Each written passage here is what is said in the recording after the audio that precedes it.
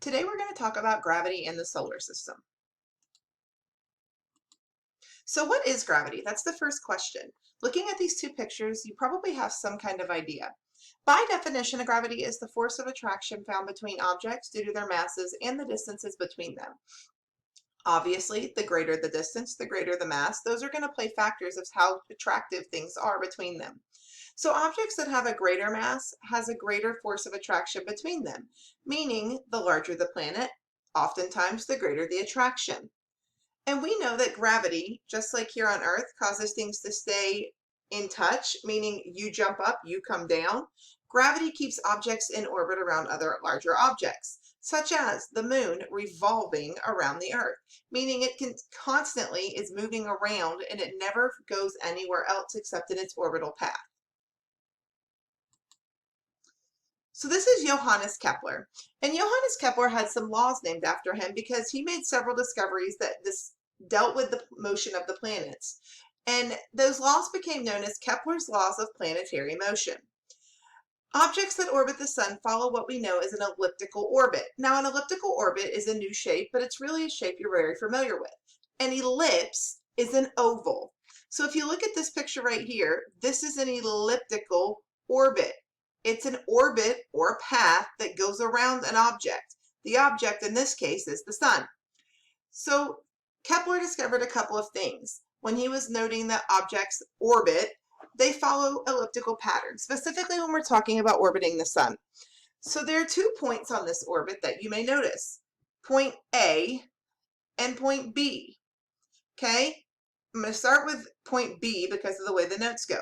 This is aphelion. This is the point farthest away from the sun. A, away. That's the best way to remember it. A, away. Okay? Perihelion is the point closest to the sun. So when you're at the perihelion point, you are closest to the sun as you can be in the entire orbit. When you are at the aphelion stage, you are at the furthest point away from the sun. So there are 3 main laws that are important. Law number 1 is planets orbit our ellipse. They are not circles, they've never been circles, and this helped to prove theories that were previously thought to be accurate. So planets that orbit follow this elliptical pattern. Ellipse is oval, elliptical is the oval shape. It's the actual pattern that it follows. The second law is that planets move slower at the aphelion point and then faster at the perihelion point. The reason is objects that are closer and larger have a little more gravity. So as the object's swinging, it's going quickly, whereas out here, it's much slower to create its path. Notice that this ellipse has a different path. The aphelion point is now on the left side because it's the away side from the sun, and the perihelion point is on the right side. And the third law was that the farther the planet is from the sun, the longer the period of revolution. This makes perfect sense if you think about the planets. The closest planet to our sun takes the shortest amount of time to go around. So the planet that's farthest from our sun, whether you count that as Pluto or Neptune, it's going to take much longer to create its period of revolution or complete its orbit. So how does gravity affect planetary motion? Well, there's something known as centripetal force, and this little guy up here is demonstrating it very well. Centripetal force keeps the planets in orbit around our sun. It's when 2 very important things come together and work as one. You have 2 inertia and you have 2 gravity.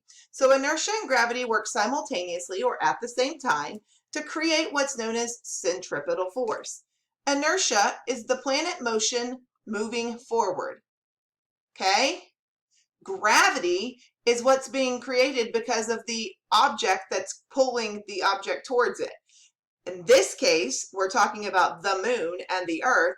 Earth is pulling the gravity of the moon towards it, meaning it's going to create and go in a path because it wants to go this way. When gravity is pulling towards the Earth, inertia wants to go in a straight line.